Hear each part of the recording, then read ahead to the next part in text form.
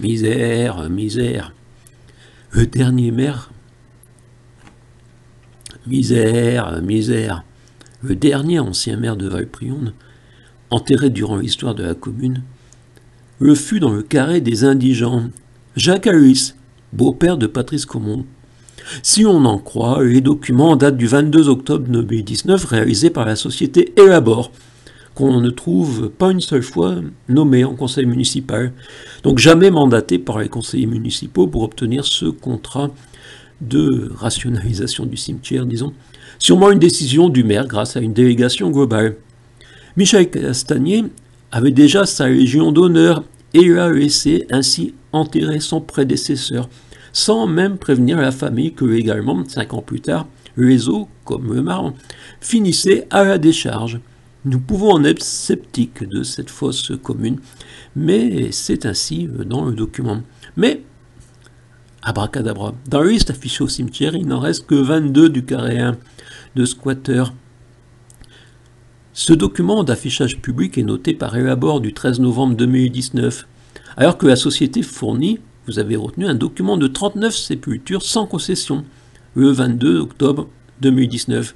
Ce document grâce auquel les conseillers municipaux ont voté. En 3 semaines, 19 concessions furent sorties de la liste de cette indignité, et le conseil municipal a donc prétendu avoir travaillé, je me répète, sur les documents du 22 octobre 2019, et Madame la préfète n'a toujours pas réagi à ma lettre d'information. Peut-être que vous réagirez avant.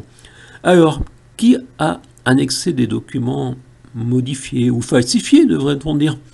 Il ne pouvait quand même pas retrouver uniquement le titre de concession de l'ancien maire. Ainsi, l'emplacement de Périne, je parle d'une certaine Périne avant, fut également sauvé. Et il faudrait se taire. À la sortie du livre, les vieux morts doivent laisser la place aux jeunes chez les conquis de Montcuq, sauf les ancêtres des notables, ça va de soi. Naturellement, les médias couchés n'en ont pas parlé, car les médias subventionnés ont parlé de ce conseil municipal de la honte, mais pas en expliquant que c'était une honte, en le présentant d'une manière « tout va très bien, tout va très bien ». Je continue donc par quelques vidéos d'essayer de passer entre le mur dans les fissures s'il y a des fissures, mis en place par les puissants pour permettre aux installés de réaliser leur petite saleté, oui, sans que le peuple n'en soit informé. Et quand le peuple en est informé, il se détourne, car naturellement, les gens importants n'en ont pas causé. Et oui, c'est simplement un travailleur indépendant qui essaye de faire dignement son boulot.